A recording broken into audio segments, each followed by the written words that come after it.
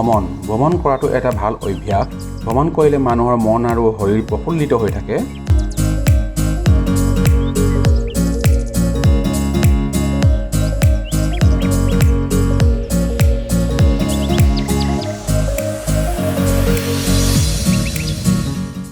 Hi friends, good morning, Namaskar. It's Manoj Borah. You are watching Tepujina. মই আছোঁ ইণ্ডোনেছিয়াৰ বালিত।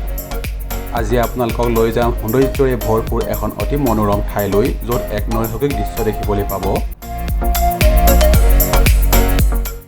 প্ৰথমে ব্ৰেকফাষ্ট কৰি লওঁ লগত সঞ্চাবেনি। আমি আছোঁ কুটাৰ হোটেল গেল লিভিও। Journey starts. কুটাৰ পৰা উলুন দানু বেৰাটনলৈ দূৰত্ব 60 কিলোমিটাৰ আৰু সময় লাগে প্ৰায় 2 ঘণ্টা। ইয়ালৈ যোৱাৰ বেষ্ট উপায় হৈছে স্কুটি ভাড়াত লোৱা বা টেক্সি ভাড়াত লোৱা। ইয়াত কোনো পাব্লিক ট্ৰেন্সপৰ্টেশ্যনৰ ব্যৱস্থা নাই।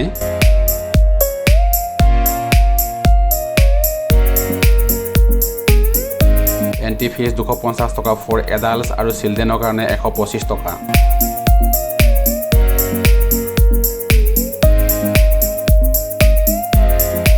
কমপ্লেক্সৰ ভিতৰত এখন ৰেষ্টুৰেণ্ট আছে, য'ত চাহ, কফি, স্নেক্স আৰু কোল্ড ড্ৰিংকছ পোৱা যায়।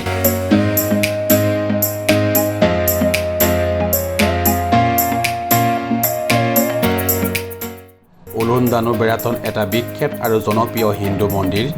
ই বেদুগুলৰ পাহাৰৰ বেটন লেকৰ কাষত অৱস্থিত।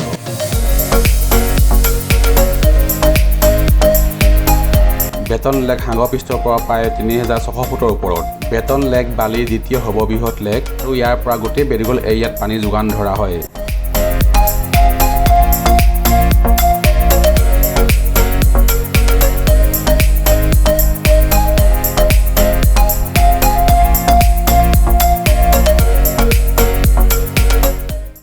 লেকটোত বটিঙৰ ব্যৱস্থা আছে, ফিচিং কৰিব পাৰে আৰু স্পীড বটৰো টেষ্ট ল'ব পাৰে।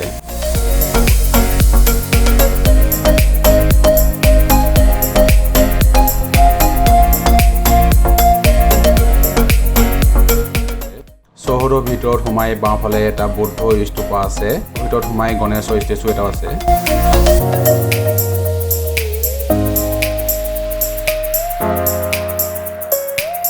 মন্দিৰ চৌহদত প্ৰৱেশ কৰাৰ লগে লগে বালি কাৰুকাৰ্যই নিৰ্মিত গেটবিলাক আৰু হলি চাইন্সবিলাক দেখা পোৱা যায়।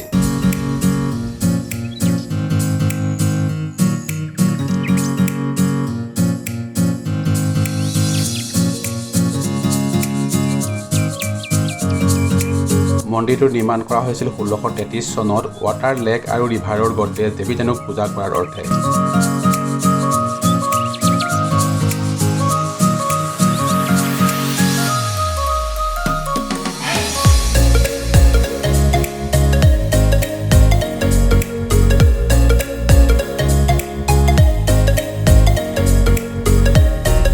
উলুন দানু টেম্পলটো ফ্লটিং টেম্পল নামেও জনাজাত, কাৰণ পানীৰ ভৰি থকা দিনত ইয়াক উপঙি থকা যেন দেখে।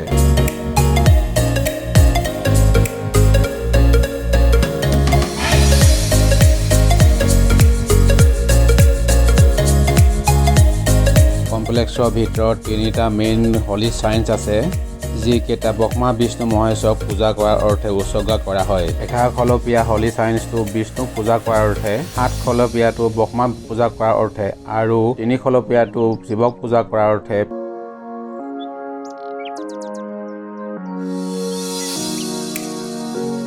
11 খলপীয়া আৰু 3 খলপীয়া হলি চাইন্স দুটা পানীৰ মাজৰ লেকটোৰ কাষত আছে, য'ত খুব বেছি পৰিমাণে ফটো তোলা হয় আৰু ভিডিঅ' কৰা হয়। আৰু বাকী কেইটা মন্দিৰ কমপ্লেক্সৰ ভিতৰত মেজৰ পাৰ্টত আছে। এই মুখ্য পাৰ্টটোলৈ যোৱাত বাধা আছে, কিন্তু গেটৰ বাহিৰৰ পৰাই চাব পাৰি।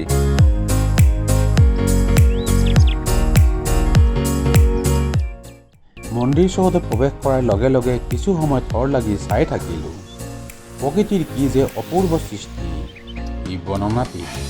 গহীনভাৱে আৱৰি থকা পাহাৰকেইটা, নিজান শান্ত হৈ থকা লেকটো, কাষতে থকা পবিত্ৰ সুন্দৰ মন্দিৰটো, ইমান ধুনীয়া ফুলজোপা তথা পৰিপাটিকৈ সজনাই থোৱা ফুলনিডৰা।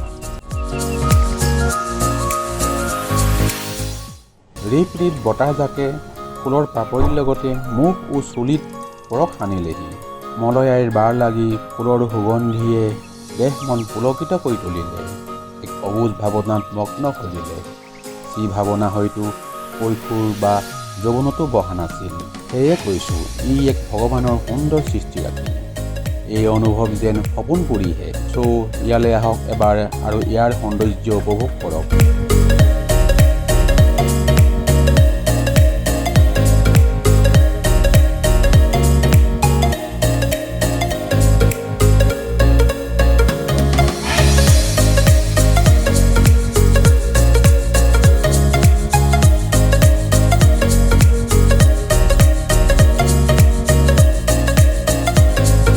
এই ভ্ৰমণ অতি মনোমোহা আছিল।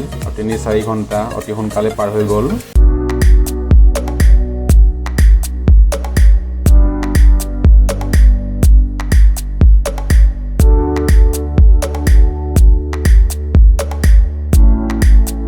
This is the exit gate. দুখনমান কাপোৰৰ বুটিক আছে।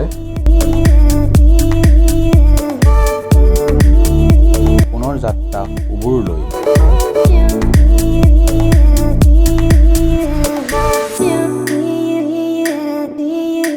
যদি ভিডিঅ'টো চাই ভাল লাগিলে লাইক, কমেণ্ট, শ্বেয়াৰ কৰিব। লগতে ছাবস্ক্ৰাইব কৰিবলৈ নাপাহৰিব আৰু সুন্দৰ ভিডিঅ' চাই থাকিবৰ বাবে কাষত থকা বেল বুটামটো টিপি দিব। ধন্যবাদ। জয় আই অসম।